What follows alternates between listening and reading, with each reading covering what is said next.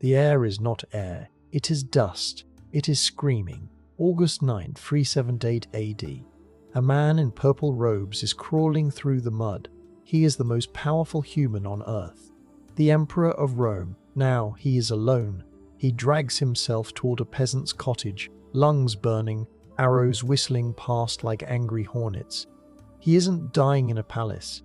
He is about to burn in a shack. Forget the marble statues. This is how the empire actually died. We think of Rome's fall as a slow fade, but on this scorching afternoon, the invincible Roman war machine didn't just break, it was murdered in cold blood by a mistake that changed warfare forever. If you want to understand the exact moment the ancient world shattered into the Middle Ages, hit that like button and subscribe. Let me know in the comments, was this bad luck or pure incompetence? To understand how a civilization dies, you don't look at the capital city. You look at the edge. You look at the horizon. Something is wrong in the east. The wind carries the scent of smoke, not from a campfire, from burning cities. For centuries, the Goths were the monsters under Rome's bed. They were the barbarians at the gate, the terrifying other that kept Roman children awake at night. But now, the monsters are running. They're fleeing something worse. The Huns. We don't know exactly where they came from. To the Romans and to the Goths, they seem to spawn from the earth itself. They are not an army. They are a force of ballistics. Born in the saddle. Their faces scarred intentionally at birth to prevent beard growth, making them look alien, inhuman to the European eye. They strike with the speed of a shockwave. They do not conquer. They erase. The Goths, specifically the Tevingi tribe, do not fight. They panic. The warrior culture that held off the Roman legions for generations dissolves overnight. They pack their wagons. They grab their children. And they run. You need to understand the scale of this. This isn't a caravan. It is a human tsunami. Imagine the entire population of a major American city suddenly homeless, starving, and sprinting for the border. This isn't a migration. It is a geopolitical eviction notice served at the tip of a composite bow. It is a Category 5 hurricane made of flesh and blood, pushing 200,000 souls against a single, unyielding wall. That wall is the Danube River. It is wide, it is cold, and it is the hard border of the Roman Empire. By the summer of 376 AD, the banks of the Danube are a chaotic nightmare. The noise is deafening. The screaming of horses, the crying of infants, the shouting of men who have lost everything. Behind them, the horizon is dark with the dust of the approaching Huns. In front of them, the swirling waters of the river. They are trapped between the devil and the deep blue sea, so the Goths do the unthinkable. They beg. Fritigern, the leader of the Tevingi, sends ambassadors across the river to Emperor Valens. He drops to his knees. He offers total submission. He offers his warriors to fight for Rome. He offers his people as taxpayers. All he asks for is land in Thrace. All he asks for is safety. To the Roman High Command, this looks like the deal of the century. Rome is hungry for recruits. Their economy is running on fumes. And suddenly, a massive labor force and a ready-made army just showed up on their doorstep, begging to be let in. It's free real estate. It's free manpower. It's an economic stimulus package wrapped in wolf fur. Emperor Valens looks at the desperate, starving hordes. He doesn't see a humanitarian crisis. He sees a balance sheet. He sees profit. He sends the order, let them in. The Roman fleet begins to ferry the Goths across. The boats are overloaded. Some capsize in the rush, bodies sinking into the grey silt of the Danube, but the Romans keep them coming. They strip the Goths of their weapons, or at least they try to. But as the Goths step onto Roman soil, shivering and grateful, they look into the eyes of the Roman commanders, Lupicinus and Maximus. They expect salvation. What they find is a wolfish grin. The Romans have opened the gates, yes, but they have absolutely no intention of feeding the guests. The Danube becomes a graveyard. The boats are rafts, logs, hollowed-out trees, anything that floats. They are overloaded with the desperate weight of a nation on the run. The current catches them, capsizes them. The river fills with the screaming of horses and men in armor dragging them to the bottom. Thousands die before they even touch Roman soil. But for those who crawl onto the muddy banks, half drowned and shivering, the nightmare doesn't end. It evolves. They are herded like cattle. Not into towns, not into homes, but into holding areas. Makeshift concentration camps surrounded by Roman steel. The Goths wait for the food they were promised. They wait for the land they were guaranteed. They wait and they starve. The Roman supply lines aren't broken. They are being strangled. Enter Lupicinus and Maximus. On paper, they are Roman generals, the guardians of the frontier. In reality, they are racketeers. They are the CEOs of disaster capitalism, and they see the starving Gothic refugees not as human beings, but as a captive market. They lock the granaries. They hold the grain hostage. Then they open the store. But they aren't asking for gold. The Goths have no gold left. They are asking for flesh. The historians tell us the exchange rate. It is cold, specific, and horrifying. 1 dog for 1 child, not a hunting hound, not a prized animal. A stray, a mangy, disease-ridden cur rounded up from the streets of nearby towns. The Romans slaughter the dogs and throw the rancid, uncooked carcasses over the fence. In exchange, Gothic fathers and mothers have to hand over their sons and daughters. To be enslaved. To be shipped off to the brothels and labor camps of the interior. It is the ultimate predatory loan. You give up your future to feed your present for 1 more day. Inside the camps, the scene is apocalyptic. The Goths are tearing into raw dog meat, the grease staining their faces while watching their children being dragged away in chains by laughing Roman guards. The stench of unwashed bodies and rotting flesh hangs over the camp like a fog. Meanwhile, just a few miles away in the Roman headquarters, the wine is flowing. Lupicinus and Maximus are feasting. They are getting rich off the liquidation of a people. They believe the Goths are too broken to fight back. They believe that hunger breaks the spirit. They are wrong. Hunger clarifies things. The despair in the camps begins to shift. It hardens. The weeping stops. A low, guttural growl begins to rise from the tents. It is the sound of 100,000 people realizing they have nothing left to lose. Lupicinus senses the tension. He sees the glares. He feels the heat rising. But he makes the classic mistake of the arrogant middle manager. He thinks he can decapitate the beast before it bites. He decides to finish the job. He sends an invitation to Fritigern and the Gothic nobles. "Come to dinner," he says. "Let's discuss peace." It is a banquet. It is a truce. And it is the stupidest decision in the history of the Roman Empire. The doors to the governor's palace in Adrianople swing shut. The noise of the starving crowd is cut off. Inside it is cool. It smells of roasted meat and spiced wine. Fritigern sits at the table. He is the leader of the Goths, a man who has watched his people eat dirt for months. Now he is holding a silver goblet. Across from him sits Lupicinus, the Roman commander, the man who sold dog meat for children. Lupicinus smiles. He pours the wine.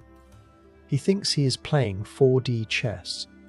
He believes that if he decapitates the leadership, the body of the Gothic people will simply die. This isn't a diplomatic summit, it's a gangland hit. But outside the palace walls, the plan is already falling apart. The Roman guards are pushing the starving Gothic refugees back. A soldier swings a club. A Goth swings back. The powder keg explodes. The riot starts instantly. The starving mob tears the Roman patrol to pieces. The screams penetrate the fixed stone walls of the banquet hall. Lupicinus hears it. His eyes widen. He realizes he has lost control. He panics.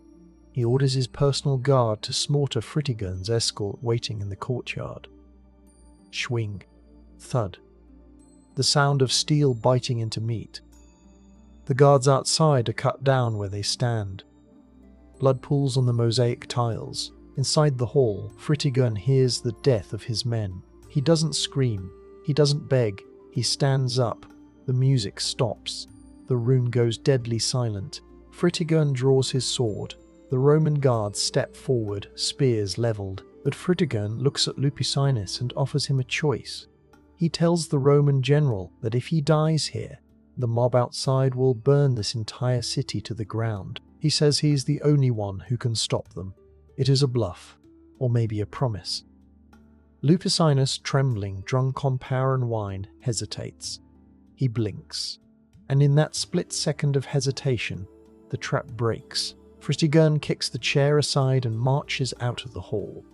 He steps over the warm bodies of his friends. He walks out of the palace gates and mounts his horse. The Roman soldiers look to their commander for the order to fire. The order never comes.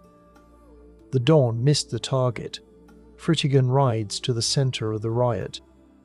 The mob looks up at him, their faces gaunt, waiting for his command to surrender. He draws his blade. He doesn't tell them to stop. He tells them to kill. The refugees vanish. The army of the Goths is born. They burn Marcianople's suburbs. Then they move west. For 2 years they tear through the Balkans like a wildfire. They loot the villas, they smash the legions, and they arm themselves with captured Roman steel. Far to the east, Emperor Valens gets the news. His refugee problem has just become an existential threat. He gathers his army. He marches home. He is coming to crush the rebellion personally. But he has no idea that he isn't marching into a battle. He is marching into an incinerator. Valens isn't bringing a crowd. He is bringing a machine. To understand why Adrianople becomes a slaughterhouse, you have to understand the hardware. The Roman legion of 370 AD is an engineering marvel. It is designed for one specific purpose: industrialized murder. Look at the individual soldier. He is carrying 60 pounds of gear. He is wrapped in lorica segmentata, segmented plate armor that allows him to move but turns his torso into a tank. He holds the scutum, a curved rectangular shield the size of a door. When the whistle blows, these men don't just stand together, they lock. Shield overlaps shield, iron overlaps iron. They form the testudo the tortoise. It is a human tank. It is a mainframe computer made of muscle and steel. It processes inputs, arrows, cavalry charges, screaming barbarians, and it outputs death. It fights in silence. It stabs in rhythm. It is slow, heavy, and absolutely terrifying in a head-on collision. Rome is the factory. Fritigern knows he cannot fight the factory. If he lines his starving refugees up against the Roman heavy infantry, they will be ground into paste in an hour. So he changes the operating system. He chooses chaos. He chooses the swarm. The Goths don't build forts, they drive them. They use the lagger. They chain their supply wagons wheel to wheel in a massive, impenetrable circle. It is a mobile city that doubles as a kill box. Gothic archers sit atop the wagons, raining fire down on anyone foolish enough to approach, while their families sharpen swords inside the perimeter. Rome requires order. The Goths weaponize disorder. But Fritigern has an ace up his sleeve, a hidden variable that the Roman targeting computers haven't accounted for. The Grufungi. These aren't the light nuisance raiders Rome is used to swatting away. These are the ancestors of the medieval knight. Heavy cavalry, armored horses, long, two-handed lances designed to punch through Roman plate like a hole punched through paper. They are the Panzer division of the 4th century, and right now, they are nowhere to be seen. They are out foraging miles away from the main Gothic force, so the board is set. On one side, the immovable object, the Roman legion, a heavy, grinding algorithm of discipline. On the other, the unstoppable force, the Gothic swarm, fluid, desperate and hiding a cavalry sledgehammer behind the horizon. The machine is primed. The gears are greased with anticipation. On paper, Rome should win this. Rome always wins this. But a weapon system is only as effective as the operator, and the man holding the remote control is about to make a decision based entirely on vanity. Emperor Valens is the most powerful man in the East. But inside his own head, he is a failure. He is 50 years old. He is the senior emperor. He should be the hero of this story, but he is being eclipsed by a boy. His nephew, Gratian, the Emperor of the West, is young, charismatic, and winning. Every courier that arrives from the West brings the same news. Gratian crushed the Alemanni. Gratian saved the border. Gratian is a golden god of war. Valens reads these reports and he doesn't feel relief. He feels nausea. This is the ultimate corporate toxicity. Valens is the CEO whose stock is tanking, watching the young upstart from the satellite office take over the company. He is drowning in insecurity. Then, the letter arrives. Gratian is marching east. He is bringing his victorious legions to help handle the Goths. To a rational general, this is salvation. It guarantees victory. You wait for the backup, you combine forces, and you crush the enemy with overwhelming numbers. It is military strategy 101. But Valens doesn't want a partner. He wants a trophy. If Gratian arrives, Gratian gets the credit. If Gratian arrives, Valens looks like the old man who needed his nephew to save him. Valens is suffering from a terminal case of FOMO, fear of missing out. He wants the triumph. He wants the statues. He wants the quarterly bonus check all to himself. He is looking for an excuse to pull the trigger before the backup arrives, and his scouts hand it to him on a silver platter. They ride into camp. They are dusty, tired, and disastrously wrong. They report that the Gothic army is small, 10,000 men, they say, maybe less. It is a lie. The scouts missed the tens of thousands of warriors hidden in the valleys. They missed the cavalry. They missed the reality. But Valens doesn't verify the data. He weaponizes it. He waves the report in the faces of his generals. His advisors beg him to wait. The risk is too high, they say. The heat is too intense. Valens ignores them. He listens to the whispers of his flattering courtiers instead of the logic of his soldiers. He pushes the launch button. He orders the legions to suit up. It is August 9th. It is the peak of summer, and Valens orders 20,000 men to march 8 miles over broken, dusty terrain, in full armor, under the midday sun. This isn't a deployment, it is a death march. The soldiers trudge forward. The heat reflects off the rocky ground and cooks them inside their metal shells. Tongues swell. Vision blurs. They drink their canteens dry in the first hour. By the time they see the Gothic wagon circle on the horizon, the Roman army isn't a fighting force. They are exhausted, dehydrated, and stumbling. They arrive at the gates of hell, and they are already dying of thirst. They arrive at the killing field, and the trap is already set. It is 2 p.m. The sun is at its zenith. It is a hammer striking the earth. The Roman legions deploy into line, but they are stumbling. They have just marched 8 miles in full gear, uphill, with empty canteens. Their mouths are dry, their heads are pounding. But the Goths are not lining up to fight. They are staying behind their wagons. And they are busy. They aren't sharpening swords. They are lighting matches. Fritigern orders the dry grass in front of the Roman lines to be set on fire. The wind catches the flames. It blows a wall of thick, acrid smoke directly into the faces of the Roman soldiers. This is biological warfare. The Romans are already dehydrated. Now they are choking. Imagine running a marathon inside a sauna. Now imagine doing it while wearing 60 pounds of metal, and at the finish line, someone throws hot ash in your eyes. That is the reality of the Roman soldier at Adrianople. The heat inside the armor rises to critical levels. The lorica segmentata, that masterpiece of engineering, turns into a Dutch oven. It cooks the men alive. Soldiers begin to hallucinate. They sway on their feet, locking shields not for defense but just to keep each other upright. And Fritigern watches them melt. He knows the Romans are on the verge of collapse. He just needs a little more time. His heavy cavalry, the Gruthungi, are still riding back from the hills. He needs to buy 30 minutes. So, he plays the diplomat. He sends envoys out from the wagon fort. They walk slowly. They carry messages of peace. They ask for a truce. They ask for a truce. They ask for hostages. They talk in circles.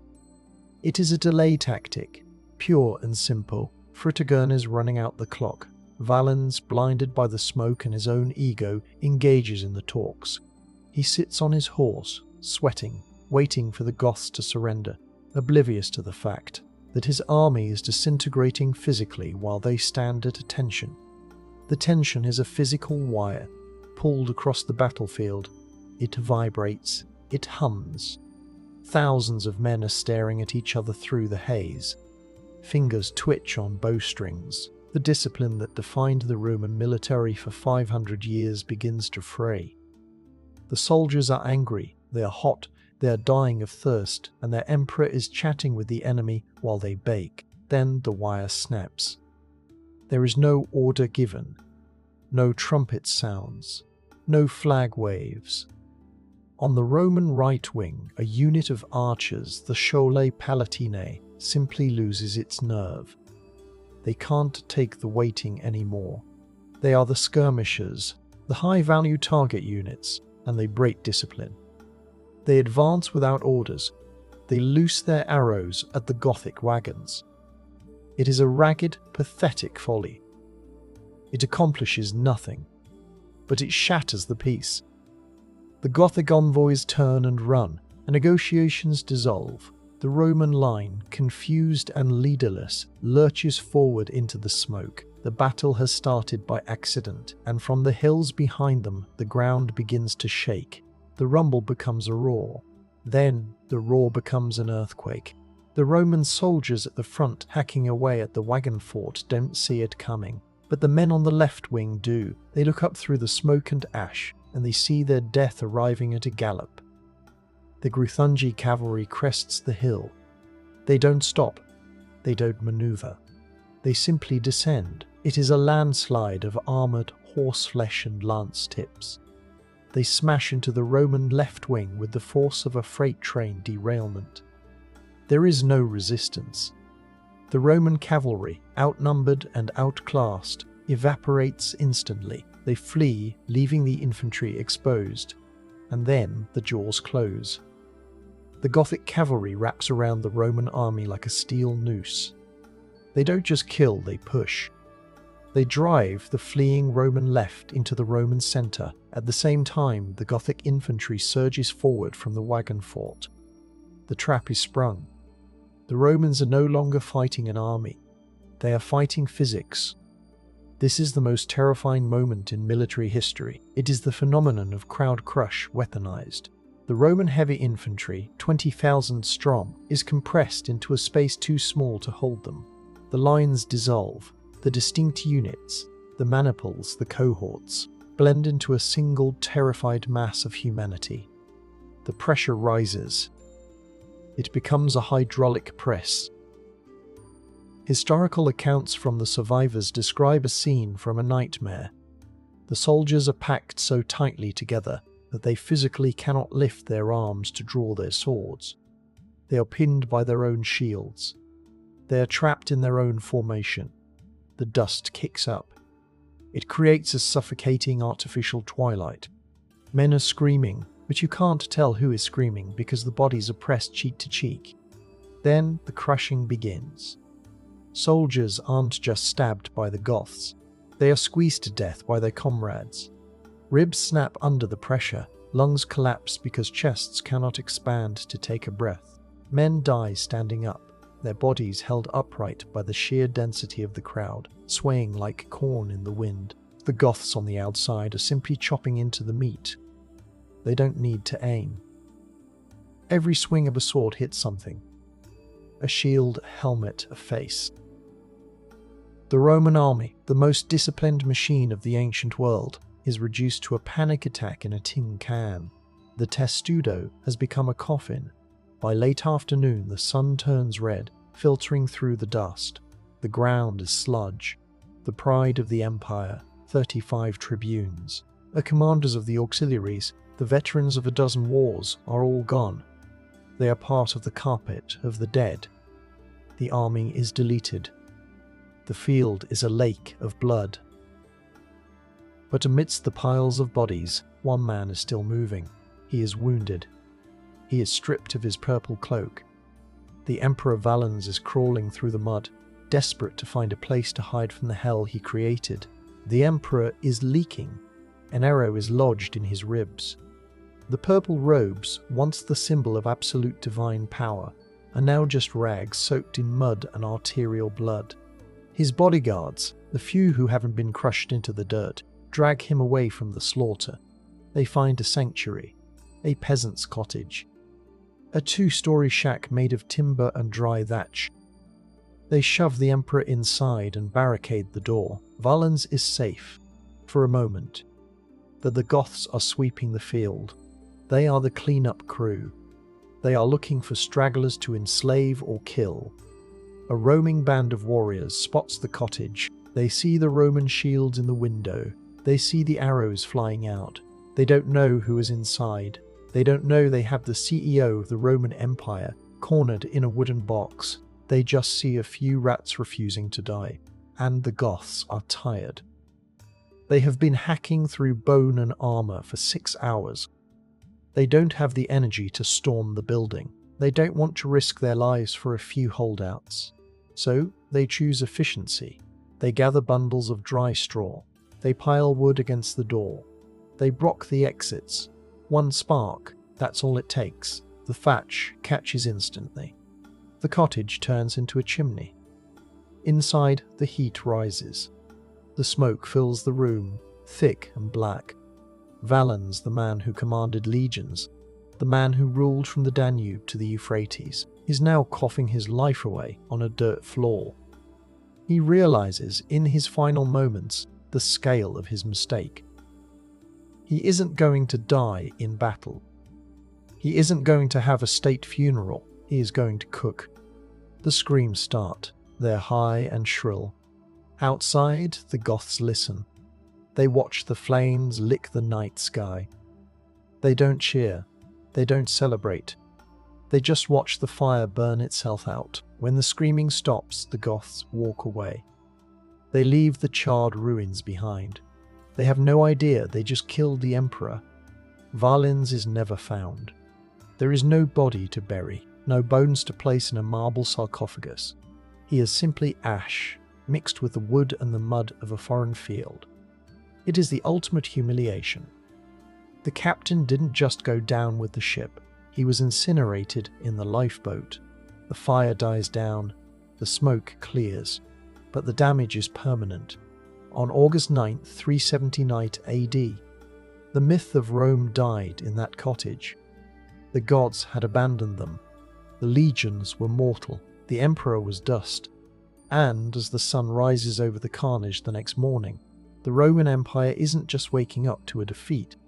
It is waking up to a new world order where they are no longer the predators. They are the prey. The smoke clears. Valens is gone. But the real casualty isn't a man. It is a system.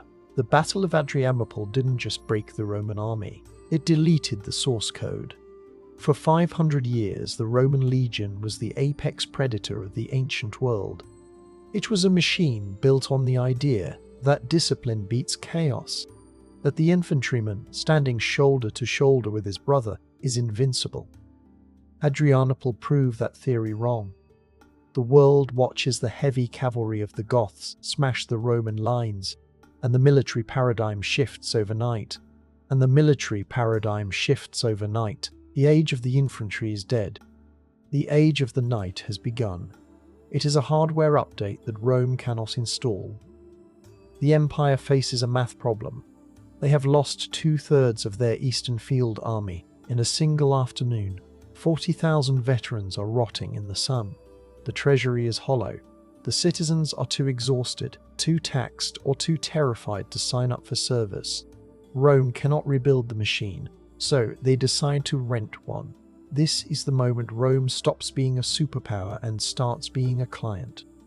They look at the very people who just slaughtered their emperor, the Goths, and they make a deal with the devil. They embrace the gig economy of warfare. Rome outsources its own survival. They offer the Goths land. They offer them gold. They offer them generalships.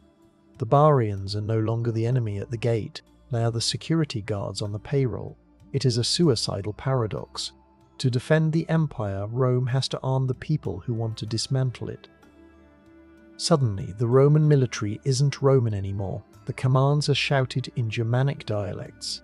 The generals wearing the red cloaks of command have names like Arbogast, Stilicho, and Alaric. Rome becomes a brand name. It is a hollow shell, a logo stamped on a mercenary army that fights for coin, not for country. And the danger of outsourcing your security is that eventually the contractor realizes they are the one holding the gun. Walking among the Gothic victors at Adrianople is a young man. He's watching. He's learning. He sees that the Romans are weak. He sees that their promises are empty. He takes the Roman gold, learns the Roman tactics, and memorizes the Roman maps.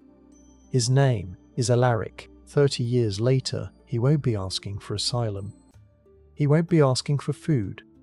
He will march an army to the gates of the eternal city, and he will do what Hannibal couldn't. He will sack Rome. But the fall of the city doesn't happen in 410 AD. The fuse is lit right here, in the dust of Adrianople, the moment Rome handed the sword to its executioner. And this brings us to the final brutal truth of this entire disaster. Adrianople proved that the world's greatest superpower wasn't destroyed by a superior enemy. It was destroyed by its own arrogance, corruption, and one bad afternoon of heatstroke. The Goths were refugees looking for a home. Rome turned them into the executioners of the ancient world. So I have to ask, if Valens had just waited 2 more days for backup, would we still be speaking Latin today, or was the empire already too rotten to save? Leave your theory in the comments below, and for more history that hits like a freight train, subscribe.